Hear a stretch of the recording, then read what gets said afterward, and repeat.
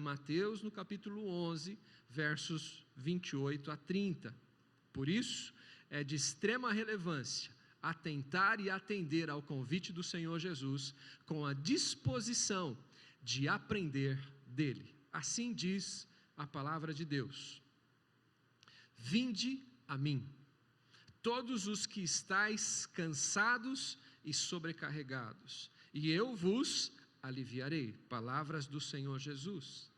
Tomai sobre vós o meu jugo e aprendei de mim, porque sou manso e humilde de coração, e achareis descanso para a vossa alma, porque o meu jugo é suave e o meu fardo é leve.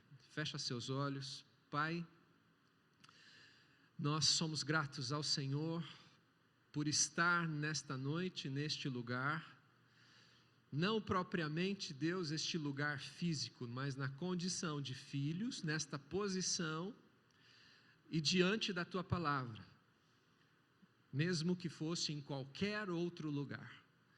O melhor lugar para se estar é na Tua presença. E nesta hora, diante da Tua palavra, Senhor, nós queremos ser ministrados por Ti. Todos nós precisamos muito do Senhor. Todos nós carecemos, Deus, do entendimento, carecemos da revelação da Tua palavra nas nossas vidas, para que ela seja praticada, ela seja vivida, que esta seja a disposição nossa nessa noite, de viver a Tua palavra, de atentar ao Teu convite, ao convite do Teu Filho amado Jesus, e assim aprender do Senhor a cada dia, a cada passo, a cada instante da nossa vida. Portanto, ensina-nos hoje também, ensina-nos agora também, com a porção que o Senhor já separou para os nossos corações, para as nossas vidas. Oramos no nome santo do Teu Filho amado, Jesus Cristo. Amém. Glória a Deus. A vida do Senhor Jesus é o nosso exemplo maior de significação para a sua igreja, para as nossas vidas. O maior significado para a minha vida e para a sua vida, maior exemplo de propósito para a minha vida e a sua vida, está na pessoa do Mestre, está na vida, no seu ministério terreno, na vida do Senhor Jesus, para aqueles pelo qual Ele veio dar vida, o doador da vida, o próprio Cristo, o Senhor Jesus, de quem nós estamos falando. Qual foi a tônica predito pelos profetas, e dentre eles, em particular o profeta Isaías, do que seria o ministério do Messias? Qual foi a tônica predito pelos profetas? Quando o Senhor Jesus adentra a sinagoga, Ele toma um livro, e este livro era o do profeta Isaías. Quero te levar para este texto. Abra sua Bíblia em Isaías. Deixa a sua Bíblia aberta aliás, deixa aberta em Mateus no capítulo 11, mas vá para a referência que o próprio Cristo fez de Isaías. Esta é a questão, isso que eu quero que nós estamos falando sobre a vida de Jesus. Jesus, ele vai fazer uma referência ao livro de Isaías, e eu quero que você vá para a referência que Jesus dá. Vá para Lucas no capítulo 4, esse é o texto. Falei para você ir para Isaías, mas a referência é a Isaías. Lucas no capítulo 4, 14 a 21. Lucas 4, 14 a 21. Eu quero fazer uma pergunta para você. Qual é o propósito da minha vida e da sua vida como igreja? Para que nós fomos chamados? Qual é o propósito da minha vida e da sua vida? Nós estamos pensando na pessoa do Mestre, nós estamos pensando na pessoa do Senhor Jesus, que é a nossa referência maior. E aqui o Senhor Jesus, quando entra na sinagoga, nesse texto de Lucas, no capítulo 4, do 14 ao 21, quero fazer essa leitura para você. Diz assim o texto: Então Jesus, no poder do Espírito, regressou para Galiléia, e a sua fama correu por toda a circunvizinhança, e ensinava na sinagoga, sendo glorificado por todos. Indo para Nazaré, onde foi criado, entrou num sábado na sinagoga, segundo o seu costume, e levantou-se para ler. Então lhe deram o livro do profeta Isaías, e abrindo o livro achou o lugar onde está escrito: o Espírito do Senhor está sobre mim, pelo que me ungiu para evangelizar os pobres, enviou-me para proclamar libertação aos cativos e restauração da vista aos cegos, para pôr em liberdade os oprimidos e apregoar o ano aceitável do Senhor. Tendo fechado o livro, devolveu-o ao assistente e sentou-se. E todos na sinagoga tinham os olhos fitos nele. Até aí, até o verso 20. Esse texto que o Senhor Jesus lê na sinagoga é o de Isaías, no capítulo 61, versos 1 e 2, a parte A do verso 2. Esse é o texto, a referência, esse livro, esse rolo que o Senhor Jesus lê naquela ocasião, na sinagoga, é esta, do profeta Isaías. E esta profecia se referia ao Messias. E quem pega este livro naquela ocasião para fazer a leitura era o próprio, aquele pelo qual o cumprimento da profecia estava, se referia na pessoa do Senhor Jesus. Algumas particularidades nesses versos que nós lemos do 14 em diante. O verso 14 e 15 diz assim: então Jesus no poder do Espírito. Então Jesus no poder do Espírito. Essa palavra poder no grego é dunamis, e ela aparece também, essa mesma palavra, no derramamento do Espírito Santo lá em Pentecostes, aquele derramamento sobre toda a carne do Espírito Santo, lá em Atos no capítulo 1 verso 8. Isso indica que o poder sobrenatural de Deus é oferecido a partir do novo nascimento, quando somos selados pelo Espírito Santo de Deus. Amém, igreja? Não existe glória humana nenhuma. A glória é devida somente ao Senhor, somente a Deus. E nada do que você e eu vier a fazer, ou estamos fazendo, ou vier a fazer, será bem feito se não for na dependência do poder deste dínamos, do Espírito Santo de Deus. Porque toda capacitação que seja meramente humana, sem o revestimento desse poder, dessa ação desse poder, na pessoa do Espírito Santo, por esse derramamento e por estarmos selados pelo seu Espírito, passa a ser simplesmente uma ação vazia e que não tem implicação nessa plenitude da qual eu e você fomos chamados para andar e para viver. Jesus, no poder do Espírito Santo, está dizendo aí o verso 14. No 16, que nós já lemos, Jesus foi a Nazaré. Ali, mais do que qualquer outro lugar, Jesus queria derramar seus divinos favores. No entanto, será em Nazaré, sua cidade natal, onde irão se manifestar as primeiras oposições contra a pessoa e a obra do Messias. Em seguida, se estenderia por toda a Galileia e Judeia. Mas no verso 16, diz: indo para Nazaré, onde fora criado, entrou num sábado na sinagoga, segundo o seu costume. Segundo o seu costume, Jesus entra na sinagoga.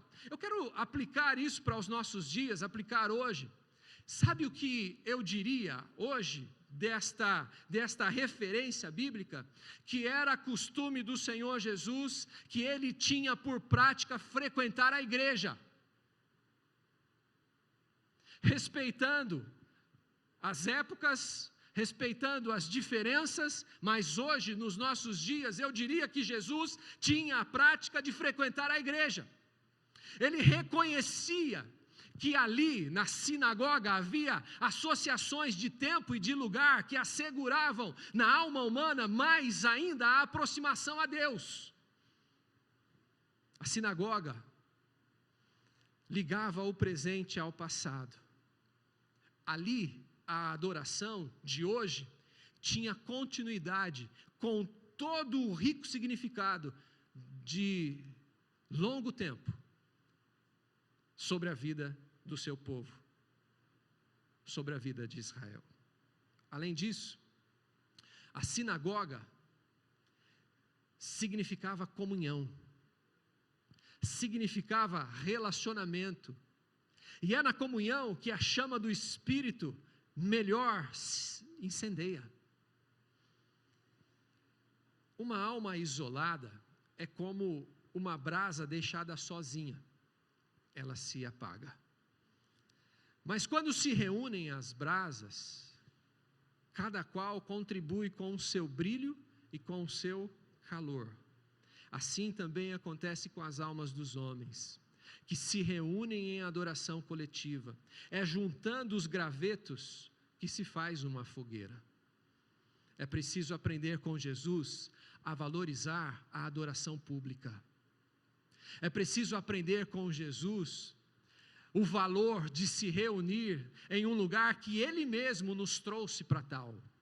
É preciso aprender com Jesus que quando nós estamos juntos em comunhão, é reflexo da comunhão desse Deus sobre as nossas vidas. E o que acontece no coletivo, para mim, é só um termômetro de como tem sido, na realidade, o nosso relacionamento com Deus.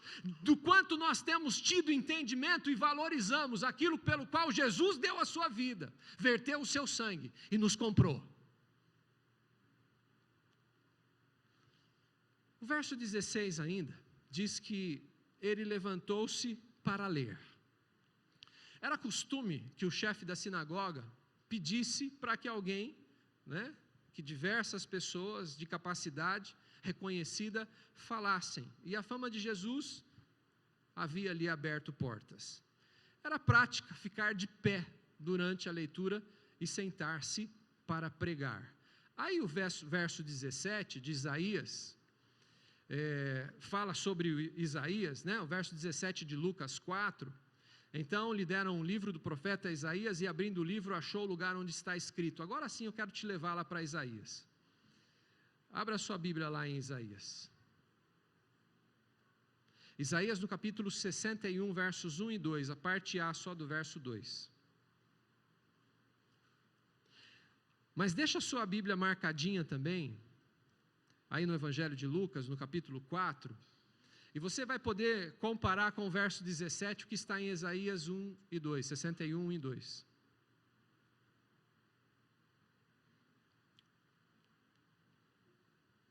Eu vou ler o texto de Isaías 61, 1 e 2, a parte A do verso 2. Diz assim: o Espírito do Senhor Deus está sobre mim, porque o Senhor me ungiu para pregar boas novas aos quebrantados, enviou-me a curar os quebrantados de coração, a proclamar libertação aos cativos e pôr em liberdade os algemados, e a pregoar o ano aceitável do Senhor. O Senhor Jesus, quando entra naquela ocasião na sinagoga, ele faz esta leitura. Esta passagem, ela é considerada messiânica, motivo pelo qual Jesus aplicou a si mesmo. Interessante que Jesus ele interrompe a profecia, ele para a leitura e diz, e faz uma declaração fantástica, e diz: hoje se cumpriu as escrituras que acabais de ouvir, verso 21, lá de Lucas no capítulo 4, a gente pode voltar para lá. A partir do verso 2, da parte B do verso 2 de Isaías, vai falar sobre o dia da vingança do nosso Deus, A partir do verso 2, a parte B do verso 2 vai falar sobre isso, o dia da vingança do nosso Deus, Esse dia vai se cumprir ainda na sua volta, na volta do Senhor Jesus à terra. Nesse momento nós estamos sob o favor de Deus, o dia do juízo ainda está por vir. Mas no verso 18 de Lucas, abra lá a sua Bíblia, se você não deixou marcadinho, abra lá a sua Bíblia, se já deixou. Lucas, no capítulo 18, diz assim o verso: o Espírito do Senhor está sobre mim, pelo que me ungiu para... Quem está dizendo isso? Jesus. Pelo que me ungiu para evangelizar os pobres, enviou-me para proclamar libertação aos cativos e restauração da vista aos cegos, para pôr em liberdade os oprimidos. O Espírito do Senhor está sobre mim, pelo que me ungiu.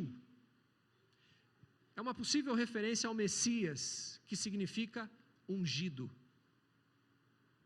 Sobre a vida de Jesus, a profecia se cumpriu no batismo e a sua unção com o Espírito Santo. Para qual propósito? Agora é que eu quero chamar a atenção sua, a nossa atenção. Qual o propósito? Qual o propósito da profecia de Isaías sobre a vida do Cristo? E agora o próprio Jesus, ao entrar na sinagoga e ler esta profecia que se referia a ele mesmo. E agora ele deixa claro. Então eu vejo aqui, meus amados irmãos, nesses versos, poucos versos, o propósito da minha vida e da sua vida. Nele, em Cristo, no poder, no dínamos do Espírito Santo, a capacitação, nessa autoridade que Ele mesmo nos deu, nos outorgou, nos deixou. Preste atenção agora, para qual o propósito do Cristo, do Senhor Jesus, na sua vida e na minha vida. Através dEle, na capacitação dEle, para com aqueles que estão ao nosso redor. Fomos chamados para quê? Você foi salvo e liberto para quê? Eu quero pensar então rapidamente com você sobre a vida de Jesus. Essa profecia se cumpriu, e esse texto fala de um Cristo que é o emancipador. Emancipador de quem? Primeiro ponto, dos pobres, através das riquezas das boas novas, tanto espiritual como social. Tanto espiritual como social. Cristo é o emancipador dos pobres. O texto está dizendo: o Espírito do Senhor está sobre mim, pelo que me ungiu para evangelizar os pobres. Também, em segundo plano, dos quebrantados do coração, ou talvez na sua tradução, dos contritos, os que sofrem por causa do pecado. Deixa a sua Bíblia aberta aí, marcada aí em Lucas, e abra agora em um outro texto, o texto de Isaías também, mas agora o 57. Isaías 57, o verso 15. Isaías 57, 15.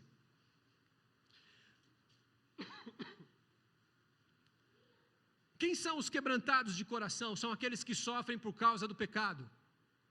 Isaías 57, 15 está dizendo o seguinte, o verso: porque assim diz o alto, o sublime, que habita a eternidade, o qual tem o nome de santo. Habito no alto e santo lugar, mas habito também com o contrito e abatido de espírito, para vivificar o espírito dos abatidos e vivificar o coração dos contritos. É o que está dizendo. E isto é obra que eu e você como igreja, através do Senhor Jesus e na capacitação do Espírito Santo, precisamos entender e colocar em prática na nossa vida. A palavra que eu e você temos, aquilo que nós temos em Cristo Jesus, é para fazer a diferença na nossa vida, a começar na nossa vida. E o caos está instalado a tal ponto que o Cristo emancipador, através daqueles que estão dizendo que o têm, nem eles próprios, nem nós mesmos conseguimos entender a abrangência e nos colocamos nessa posição de ter sido emancipado do jugo do pecado. E nos colocamos debaixo, não do jugo de Cristo, porque esse é o convite dele: tomai sobre vós o meu jugo. E ele continua dizendo: aprendei de mim, porque sou manso e humilde de coração. E quer achar descanso para a alma? É em Cristo, só assim. Mas nós precisamos, igreja, precisamos nos atentar para esse convite do Senhor Jesus. Precisamos atentar para a obra do Senhor Jesus. Precisamos atentar para este pacote completo de Cristo e nos posicionar em todo o efeito da sua obra, do seu sangue derramado, do seu ressurgir, da vitória contra a morte e contra o pecado. Não mais amarrados, não mais aprisionados, não mais quebrantados de coração, não mais contritos de coração, porque nós fomos libertos pelo emancipador, que é o Senhor Jesus. Aí, um outro ponto vai falar, Cristo é o emancipador também, mas o emancipador dos cativos, através da libertação da sua graça. O Evangelho de João, no capítulo 8, verso 32, diz, e conhecereis, e a verdade. Quantos conhecem a Cristo Jesus, que aqui estão nessa noite? Amém? Amém? Então você conheceu a verdade. Amém? E a verdade te libertou. Amém? Então que assim seja. Então que assim seja. Isso é para você. Esse Cristo, o Messias que viria, que o profeta Isaías disse que viria, a obra que ele viria a fazer, a liberdade que ele viria a operar, a libertação, esse Jesus abriu os teus olhos, esse Jesus, ele fez obra na tua vida de salvação, de libertação. Este Jesus, poderoso Jesus, Criador dos céus e da terra, que te conhece, que antes da fundação do mundo já havia te escolhido. É esse Jesus que nós anunciamos, é esse Jesus que nós dizemos que servimos.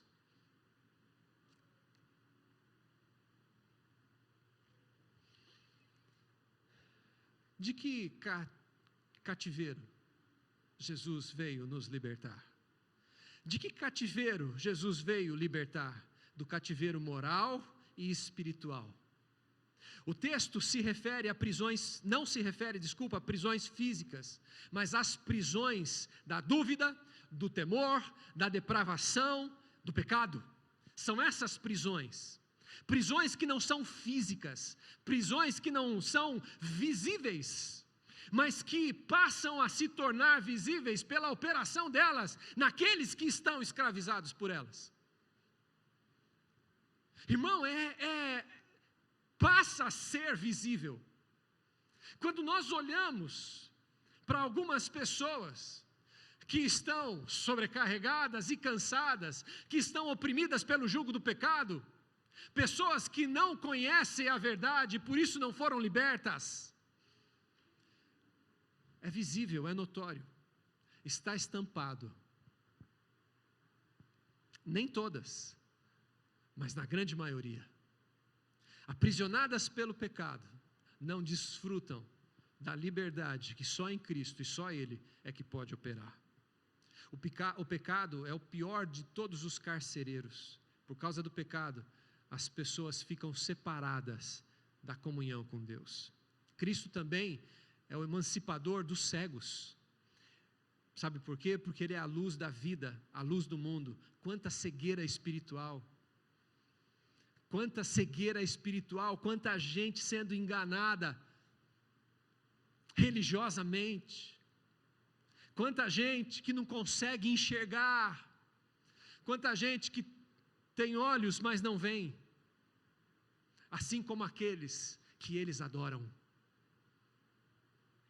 Quanta cegueira espiritual. Quanta cegueira espiritual na vida daqueles que estão dizendo que conheceu a verdade.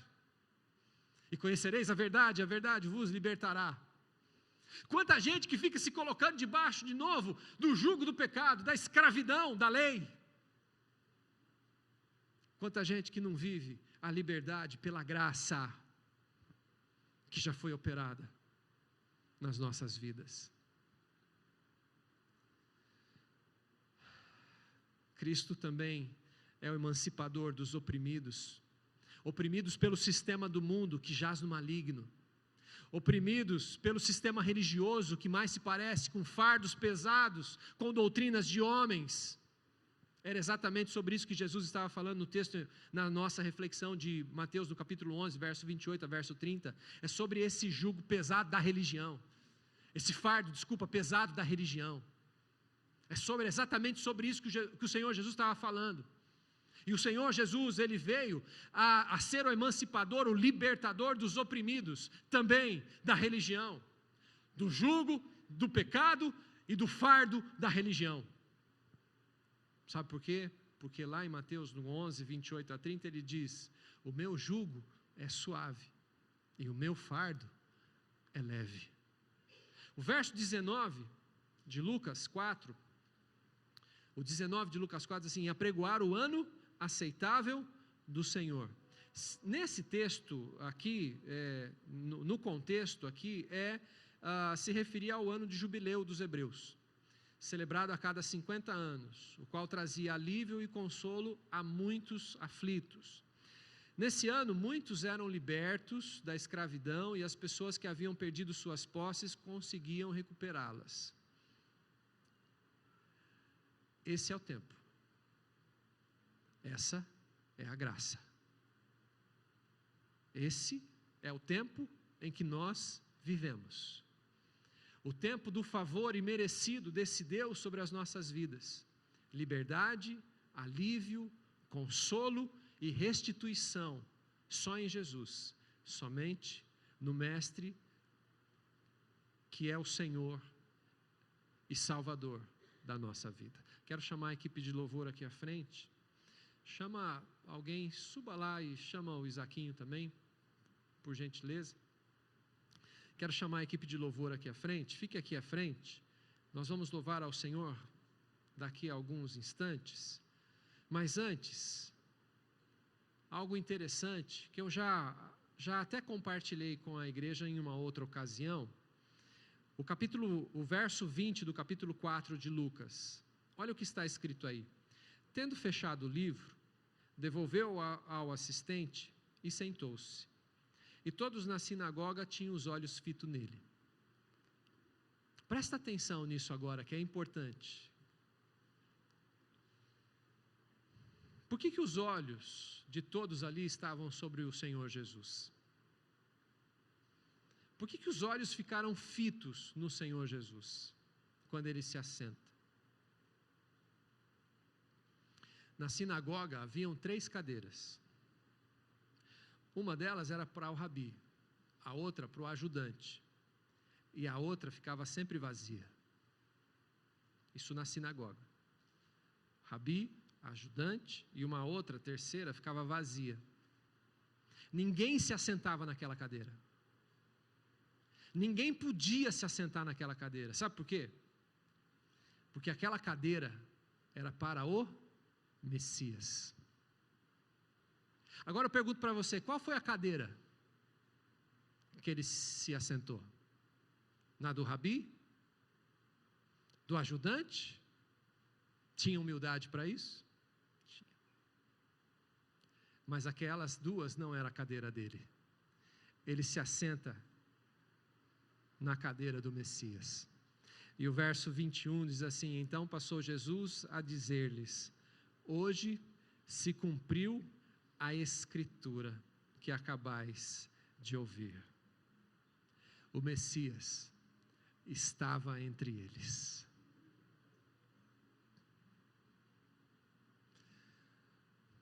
E talvez você fique pensando assim: puxa, que momento deve ter sido aquele? Mas pela fé, eu posso dizer com toda a convicção que tenho, que o carpinteiro de Nazaré, o Filho de Deus, o Messias que viria e que veio, o Senhor Jesus, Ele está aqui.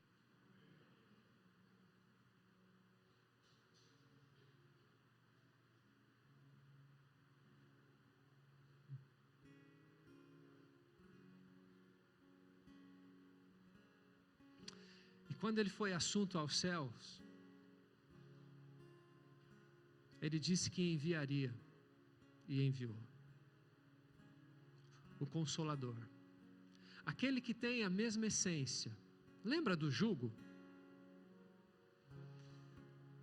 Quando Jesus fala que nós devíamos tomar, porque é algo que eu e você temos que fazer.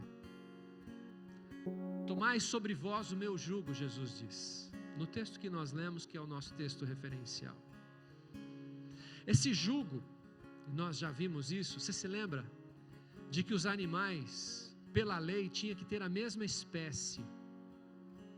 E normalmente colocava-se os animais com um porte físico parecido, da mesma espécie, parecidos. Esse Jesus nos enviou do seu Espírito, a pessoa do Espírito. E nós dizemos que somos cristãos. E cristãos é ser pequenos cristos, porque temos a mesma essência. Porque quando se coloca no jugo, se coloca para ter a mesma essência, para caminhar agora não do nosso jeito, mas sendo conduzido por aquele Jesus que se assentou naquela cadeira na sinagoga naquela ocasião e que declarou: hoje se cumpriu as Escrituras aos vossos ouvidos.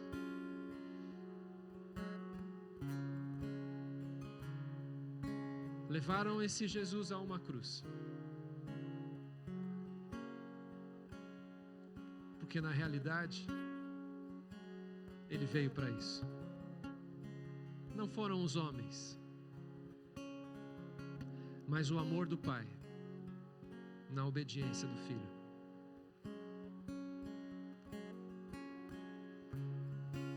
Sepultaram Jesus, mas a morte não pôde o deter. Irmãos, por que eu estou dizendo isso, citando isso, só citando? Porque isso reflete, isso é uma implicação sobre a minha vida, sobre a sua vida. Por que nós insistimos em resumir a nossa vida, em limitar a nossa existência? Por que nós não conseguimos contemplar a implicação desse convite: vinde a mim, em que eu e você já o atendemos? Por que será que são inúmeras as vezes que nós não conseguimos encontrar descanso para as nossas almas? A inquietude humana, da alma humana, que precisa ser levada aos pés desse Cristo, que precisa compreender o está consumado lá da cruz do Calvário.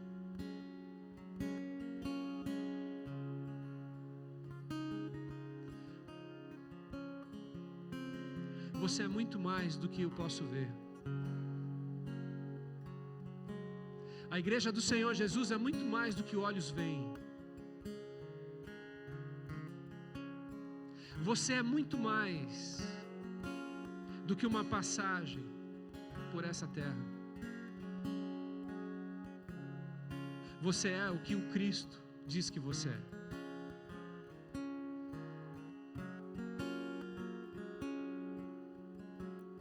O mesmo Cristo diz: no mundo você vai ter aflição, mas tem de bom ânimo, eu venci o mundo.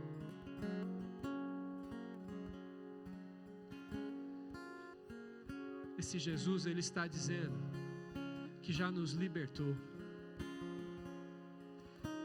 Ele está dizendo que nós estamos livres. Livres de todas as prisões. Fomos libertos de todos os aprisionamentos.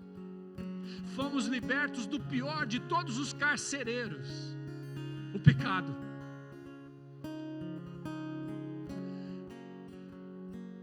E quando nos deparamos para a nossa vida falha e pequena, para as mazelas da nossa vida, e desculpa se eu te ofendo, mas na realidade, é só a realidade. Eu consigo olhar para um Jesus, um Senhor, que me aceitou como eu sou, e que me transforma a cada novo dia, se eu quero aprender dele, aprender de mim, que sou manso e humilde de coração, que tenho disposição de aprender, de me colocar debaixo desse jugo, porque esse é suave. Sabe por quê? Porque ele vai contigo e te dá da mesma essência.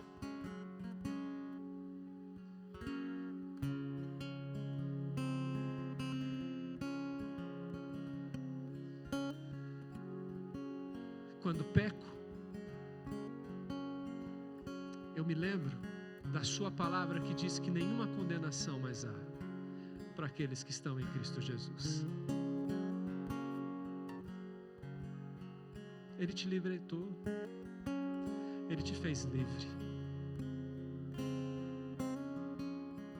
Livre para se relacionar com Ele, não pelo viés da religião,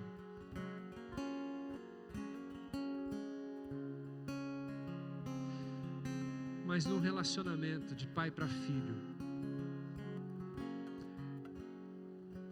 de segurança, como os filhos as têm nos seus pais, de proteção,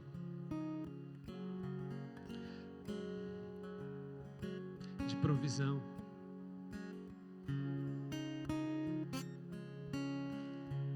Se vós, sendo maus, sabeis dar boas coisas aos vossos filhos, quanto mais o vosso Pai Celestial não vos negará bem algum.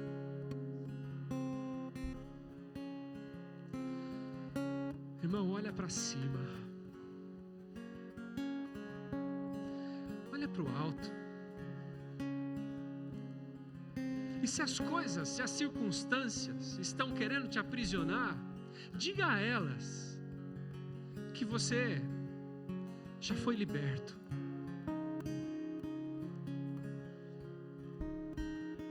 Se o cansaço ronda a tua vida, existe um lugar para ser restaurado, para encontrar o verdadeiro alívio. Esse lugar é uma pessoa, se chama Jesus Cristo. E Ele já é Senhor, ou quer ser, de fato, Senhor da nossa vida.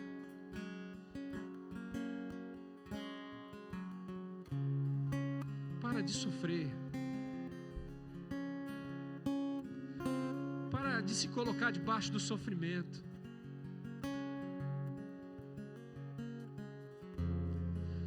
Agora, qual o propósito disso? Viver isso e apregoar o ano aceitável do Senhor. Sabe que ano, que momento é esse desse ano? Agora, hoje,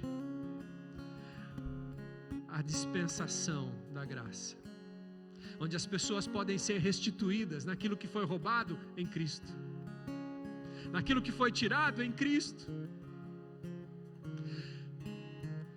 onde as prisões podem ser quebradas verdadeiramente, onde o pecado pode ser tirado, não mais coberto, mas tirado, onde as nossas falhas que estão diante dele são tratadas com amor e misericórdia.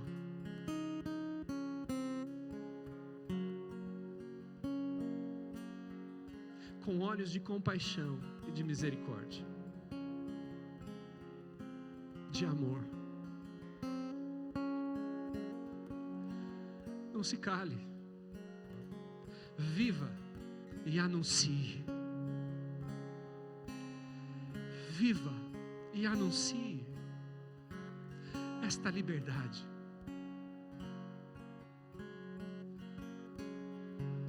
Vinde a mim, todos vós que estáis cansados e sobrecarregados, e eu vos aliviarei.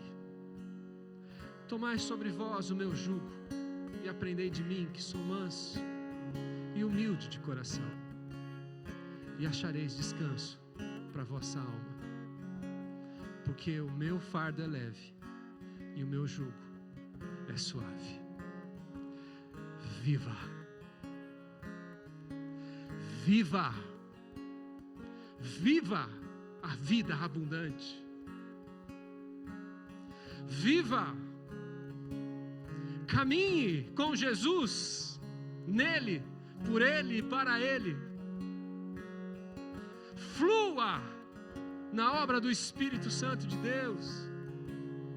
Entre num relacionamento mais profundo com o Mestre. Isso é para você, é para a sua casa, é para a sua família, é para os seus filhos. Diga as coisas e pressões desse mundo que querem nos oprimir, nos sobrecarregar, quem você é nele.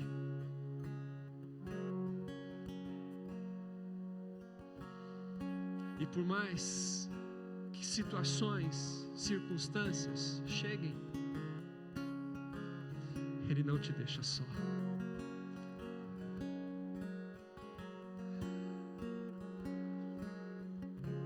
Isso é cristianismo, irmãos. Cristianismo é começar a viver isso na nossa vida, entre nós, para que seja vivido através de nós, quando a gente sai dessa porta aqui.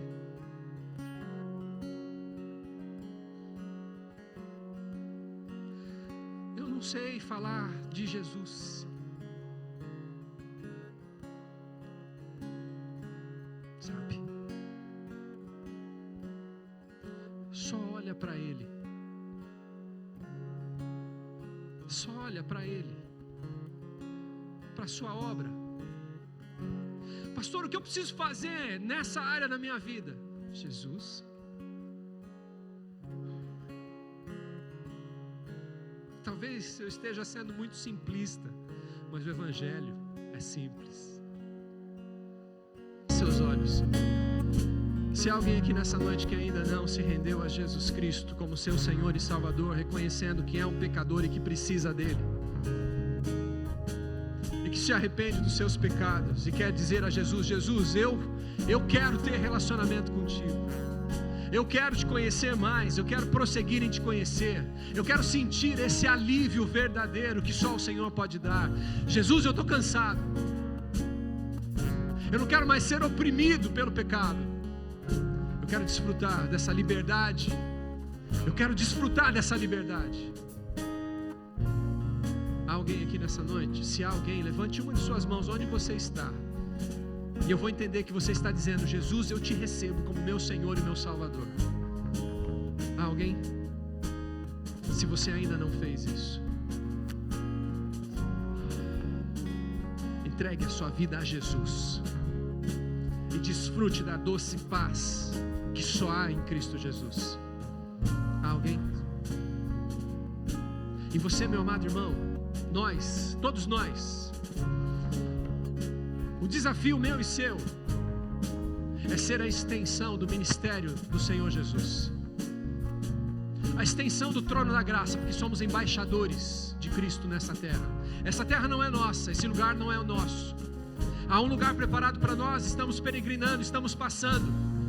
Vamos viver essa liberdade em Cristo Jesus e vamos anunciar essa liberdade, ser os propagadores das boas novas de salvação, o Evangelho que cura, que restaura, que salva, que liberta, que santifica.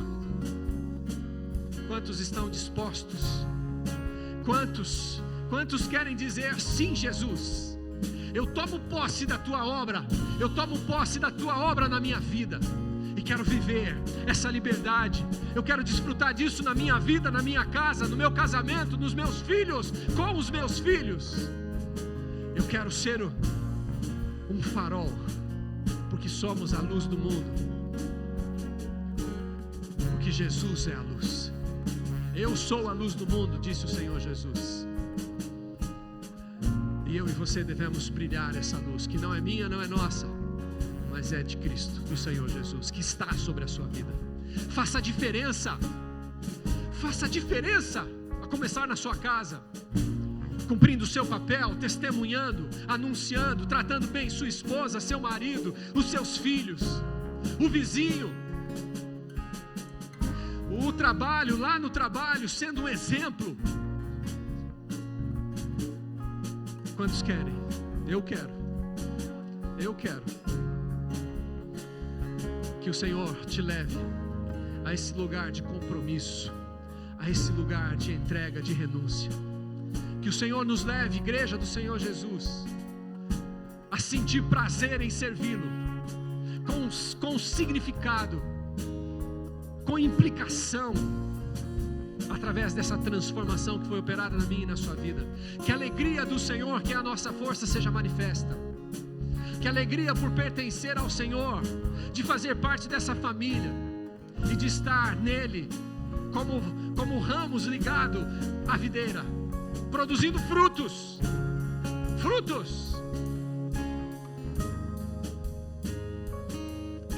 Paizinho,